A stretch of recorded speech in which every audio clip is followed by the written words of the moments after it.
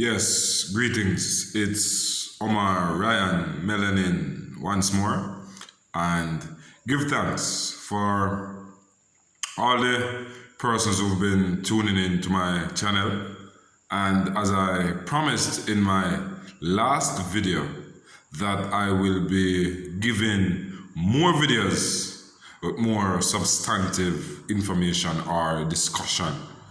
And so here we go. The topic for discussion is really why Jamaica should become a republic. And this matter has been on the table since November, when our sister Caribbean nation, Barbados, became a republic. And that's 55 years after Barbados would have received what you would call constitutional independence from England. Because like Jamaica, Barbados was a former colony. A matter of fact, Barbados was the major colony for English people, Englishmen that colonized the Caribbean in the 15th century. And so the discussion has been on the table for a while, long before Barbados even or made the move towards their full independence last month. And so it's been a discussion on the table long before I was even born.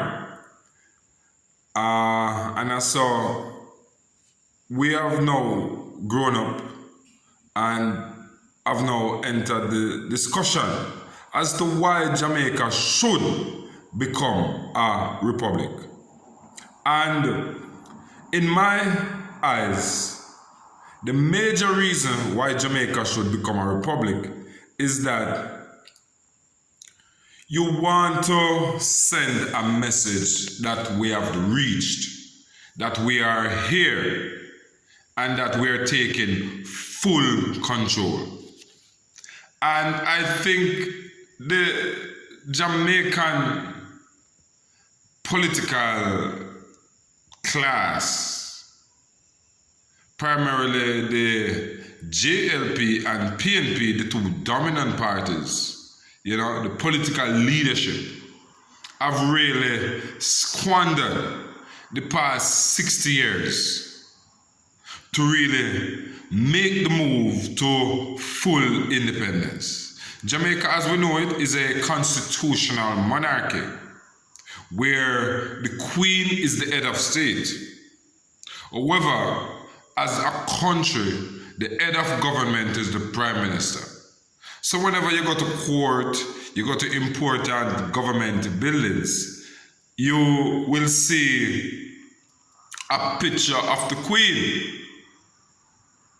which to me, at this moment, is a signal politicians are sending to the general population that we have not reached, that we are not there, that we cannot take full control of our affairs, that we need to try to be as white as possible, which to me is the wrong message. Jamaica has been a leading country in what you call rebellion, revolt, and resistance against enslavement and colonialism. The most slave revolts and rebellions and even wars were historically orchestrated here in Jamaica. Historically, Jamaica has the most wars, slave revolts of any of the territories, which means that Jamaicans by nature from that time are against colonialism, are against people holding us down. And so for politicians from 1962 to this moment to be holding on to the Queen the Queen represents the part of Jamaican history that is not good for us. The unfortunate part of history where English people, British people, white people enslaved our people, killed our people, raped our people. They never thought we were good enough. So now that the opportunity is in front of us to gain full independence as a country, Jamaican politicians have wasted the time. But guess what? It's never too late. They can still send the message that, hey, we're always good enough, we can do this. And this argument is against the backdrop of another argument that is proposed by people who think that we should have remained a British colony for a longer while, or that Jamaica should have remained a British colony up to this moment. Which I think is, it lacks insight, and it lacks, it shows a psychological disposition of the persons who advance such an argument, that they do not believe in their black skins as much as they possibly ought to.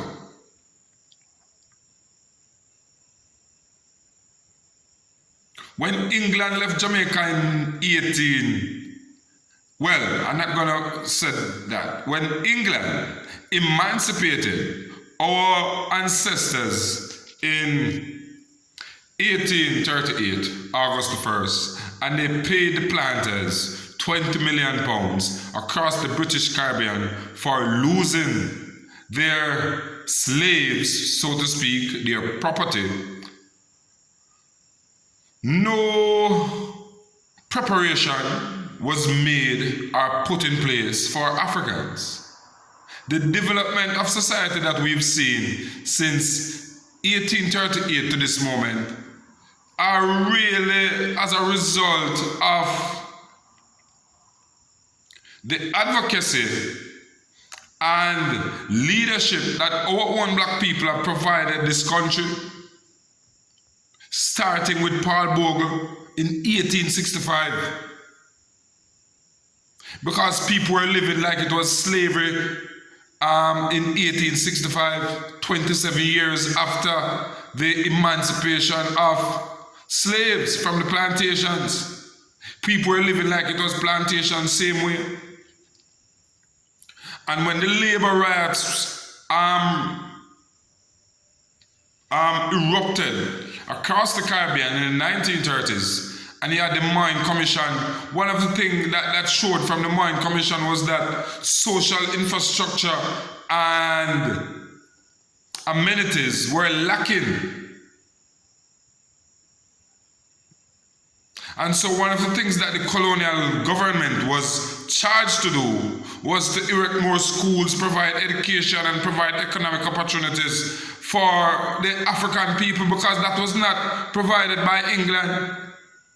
So some people will say and say, well, Jamaica usually ruled by the pound and so forth, but Jamaica never had nothing to benefit. My parish, St. Thomas, only gained the high school in 1961. So people, we have to have a really strong understanding of history and what happened to know that we weren't benefiting from that relationship. For people to think that it would have been better for Jamaica to remain as an associate state of England.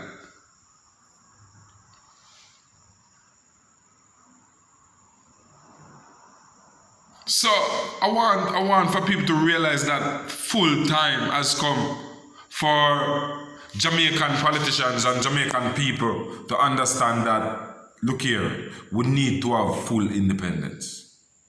And one of the other reasons, the main reason, is that Jamaica has been at the forefront of black consciousness for more than 100 years. People like Alexander Bedward. That was in the 19th century. Man like Paul Bogle in the 19th century, 1865. Coming up to forerunners such as Marcus Garvey in the 20th century. The first half of the 20th century. People like Claude McKay, who wrote beautiful poems of liberation, such as If We Must Die. So Jamaicans have always been at the forefront of black consciousness and leading the charge that, hey, we are good enough, we can do this.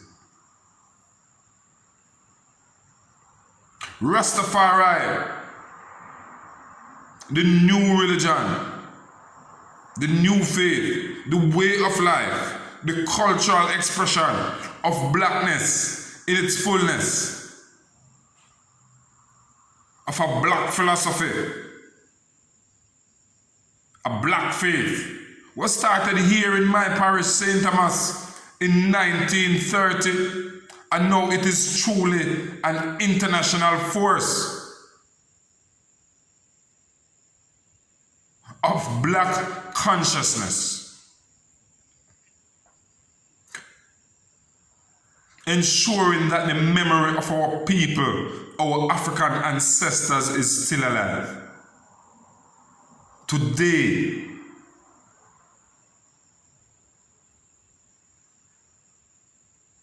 Marcus Garvey, Bob Marley, Peter Tosh, the very tenets of reggae music, which is freedom music, rebel music, music against oppression. And yet, in 2021, the eve of 2022, we're still asking the question if Jamaica should be fully independent, doing away with the constitutional monarchy system.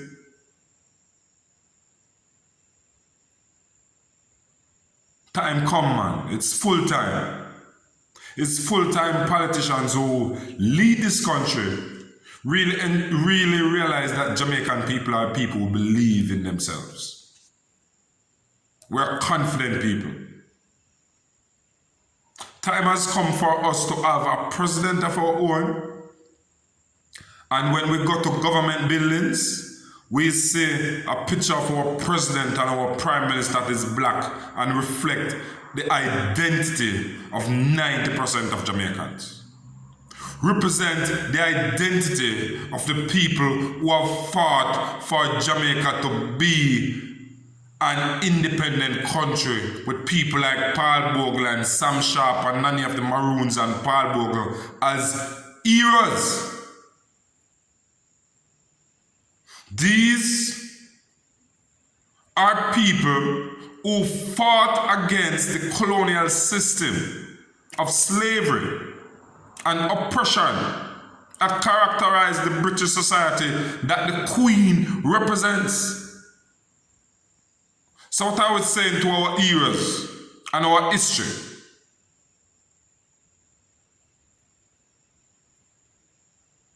that we do not regard it as much as we say we regard it. To me, that is the message we are sending, you know? That there is not much regard for that kind of history. And since Jamaica has positioned itself as this country with black consciousness, Rastafari, philosophy and ideology,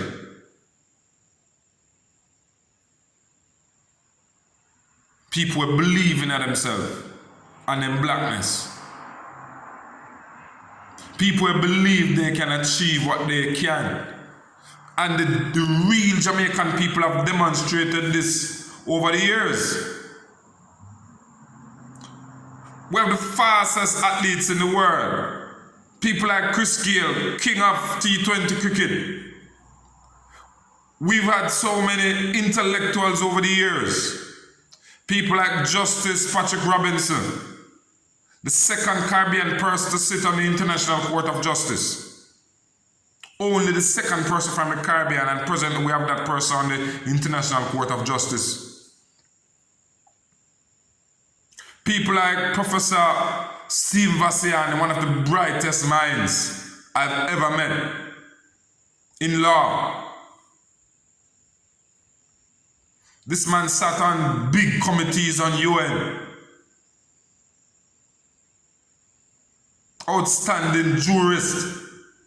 So why and other great lawyers and such in the field of law, great thinkers, people like Lloyd Barnett. So why at this stage we cannot move and say, we're moving to get rid of the Queen?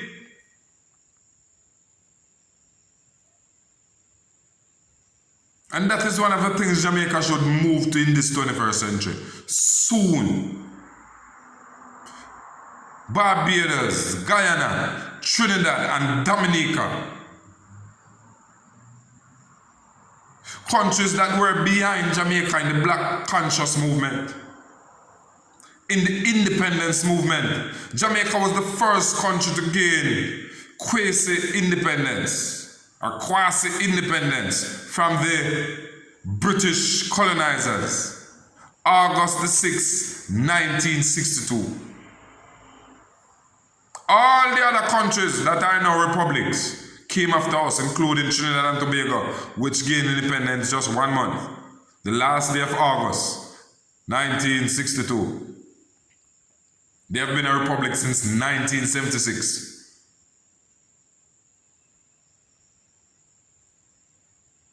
So Jamaica has been wasting time playing political football with Jamaican people. And it is not right. As Jamaicans, we need to wake up and send a true message that we really believe in ourselves.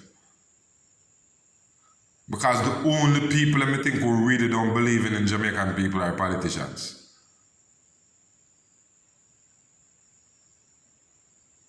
Who seem that the only value Jamaican people have is to vote every 5 years and in between in the local government election to put in politicians.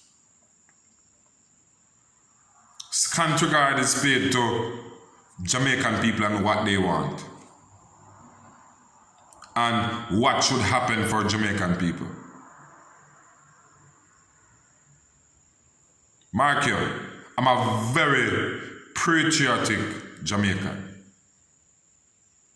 People know me as a man from St. Thomas who love my parish and all of that, but I love Jamaica in general.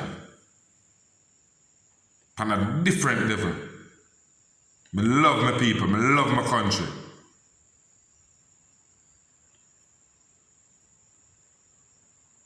But you know it starts at home, so you don't know it starts at St. Thomas, so that's how my love start. And it grew from there so, and spread. But we're rebel people, good rebels, who fight for justice and fight for development and fight for the people and the way them to fight. But time come, people, for we realize that Jamaicans should have a government or a political system that represents the true Jamaican history. Time to get rid of the Queen, which is representative of the unfortunate part of our history.